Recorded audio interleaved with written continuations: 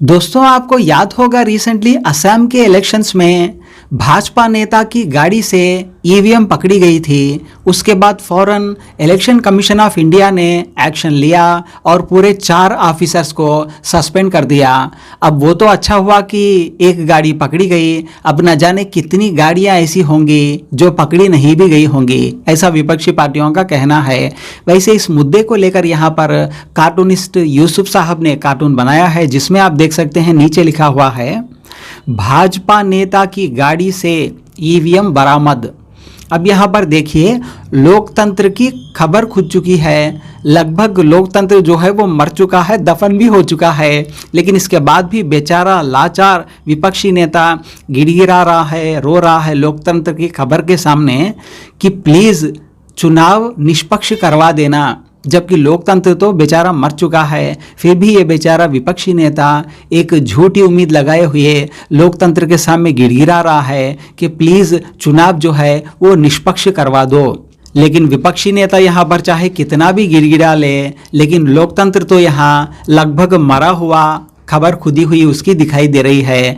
वैसे एडवोकेट भानु प्रताप जी अभी भी ईवीएम के विरोध में लगे हुए हैं। आपको मालूम होगा बड़ा हल्ला मच रहा है कि संसद की सुरक्षा में चूक, और बीजेपी के जो एमपी है उसके माध्यम से पास बनवाए गए उन लोगों के जिससे वो अंदर पहुंचे, और उसी दिन 2 महत्वपूर्ण कानून पास कर दिए गए और आप इससे सुरक्षा में अटके पड़े। एक, इलेक्शन कमीशन को अधिकार दे दिए, और दूसरे, अगर आर्थिक स्थिति के विषय में कोई भी बोलेगा तो उसे आतंकवाद माना जाएगा। ये कानून पास हो गए। 146 जो सांसद हैं विपक्ष के, उनको निष्कासित कर दिया, और उसके बाद में संसद में आईपीसी, सीपीसी, सीआरपीसी, इन तीनों पर बिना विपक्ष के हुए, बिना चर्चा के उन्हें पास करने की सारी व्यवस्था कर दी।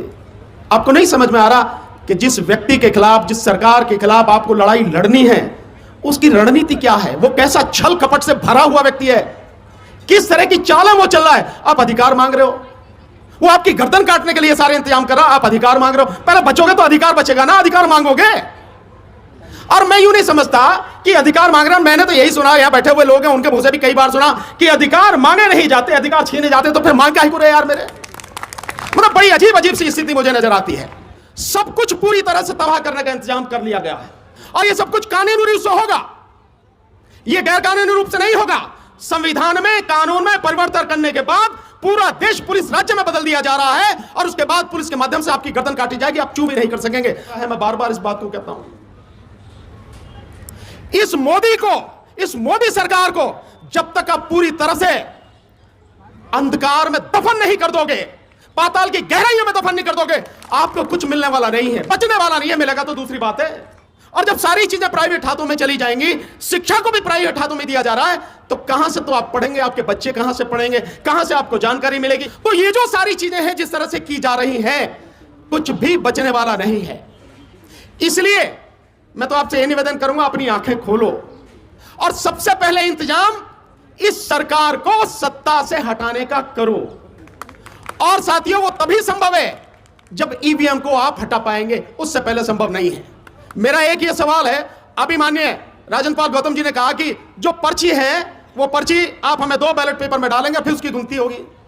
मैं आप सबसे पूछता हूं, या तो सारे पढ़े लिखे बैठे हैं, मैं सुप्रीम कोर्ट के जजों से भी पूछता हूं, मेरी वीडियो देखी होगी, हाई कोर्ट के जजों से पूछता हूं, या जज साहब बैठे इनसे पूछता हूं, आईएएस आईपीएस ऑफिसर से बैठता हूं, एक आदमी एक्सेप्ट सॉफ्टवेयर इंजीनियर, उनको छोड़कर यह बता दे कि ईवीएम कैसे काम करती है। एक भी व्यक्ति बताए कैसे काम करती है, मालूम है किसी को? किसी को मालूम नहीं है। तो क्यों हम पर्ची के चक्कर में पड़े, क्यों हम किसी चीज के चक्कर में पड़े? यह सबके लिए डूब मरने वाली बात नहीं है कि देश में 90 करोड़ से ज्यादा लोग मतदाता हैं, सरकारी अधिकारी हैं, कर्मचारी हैं, व्यापारी हैं, सब लोग हैं। उसके बावजूद 99% इस देश के मतदाताओं को यह पता नहीं है कि वोट जो डाली जा रही है उसका माध्यम क्या है, वो वोट मुझे पता क्यों नहीं लगती। बड़ी अजीब स्थिति है। 3 मशीनें हैं, एक है कंट्रोलिंग यूनिट जिसकी गिनती होती है, जिसमें वोट जाने की बात कही जाती है, एक है बैलेट यूनिट जिसमें मैं बटन दबाता हूं, और एक है आपकी वीवीपैट जिसमें आपको पर्ची 7 सेकंड के लिए दिखती है। या बताना कितने लोग हैं जो 7 सेकंड में पर्ची देख पाते हैं? देख पाते हैं 7 सेकंड में? नहीं देख पाते, और उसकी कभी गिनती नहीं होती। जो पर्ची असली अगर वोट मारी जाए तो वही है ना, उसकी कभी गिनती नहीं होती। गिनती किसकी होती है? उसकी जो कंट्रोलिंग यूनिट है, जिसमें आपने कहा जाता कि आपकी वोट उसमें गई, आपको नहीं पता आपकी वोट गई है, किसको गई है, कहां गई है, कुछ नहीं पता। बावजूद सुप्रीम कोर्ट के जजेस से लेकर सारे पढ़े लिखे लोग, अनपढ़ की तो बात ही छोड़ दो, इसी माध्यम से लगातार चुनाव कर रहे हैं, इलेक्शन वोट डालते चले जा रहे हैं। यह सबके लिए डूब मरने वाली बात नहीं है। मैंने बार बार कहा है कि पॉलिटिकल पार्टियां, विशेषकर कांग्रेस जो पार्टी है, और कांग्रेस के साथ साथ में जितनी भी इंडिया गठबंधन में ये 27-28 पार्टियां हैं, क्यों नहीं सड़क पर उतरकर इसका विरोध करती है कि ईवीएम से चुनाव होगा तो हम भाग नहीं रहेंगे, चुनाव होने नहीं देंगे। और आप समझ लो, अगर आप ये नहीं करेंगे आंदोलन, तो इसके बाद कुछ बचना नहीं है। मैं बार बार कह रहा हूं, आपकी सारी तबाही का, आपकी गर्दन काटने का मोदी ने इंतजाम कर लिया। मैं नाम ही लेके कह रहा हूं, मोदी ने, नरेंद्र दामोदर दास मोदी, उसमें हिम्मत है तो करके दिखा, मेरे खिलाफ कार्रवाई मैं बताऊंगा उसे। और बहुत ही अगर जनता उसको पसंद करती है, कि देश की सारी जनता उसको चाहती है, इतना वो खूबसूरत है, इतना वो बढ़िया व्यक्ति है, तो मैं सीना ठोक के कहता हूं, एक बार बैलेट पेपर से चुनाव कराओ, तेरे सामने मैं लड़ूंगा, फिर जीत के दिखाइयो, पता लग जाएगी तुझे तेरी औकात। साथियों, इन चीजों को समझने की जरूरत है। ईवीएम है तो मोदी है, मोदी है तो तुम नहीं हो, तुम्हारी तबाही है। ईवीएम नहीं है तो ही देश बचेगा, तो ही तुम बचोगे, तुम्हारी आने वाली पीढ़ी बचेगी, तुम्हारे बच्चों का भविष्य बचेगा। उसके बाद ये अधिकार की बात करना। अबे जिंदा रहोगे तो अधिकार मांगोगे ना, जिंदा ही नहीं रहोगे तो काहे के अधिकार है।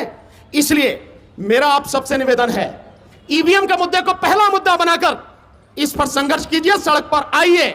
इससे बचने का रास्ता केवल और केवल सड़क। देश की अदालतें, हम भी अदालत में रहते हैं, देश की अदालतें, मैं बिल्कुल खुलेआम कह सकता हूं, अब इस काबिल नहीं रही कि लोगों को बचा सके, देश के संविधान की रक्षा कर सके, आपको आपका अधिकार दिला सके।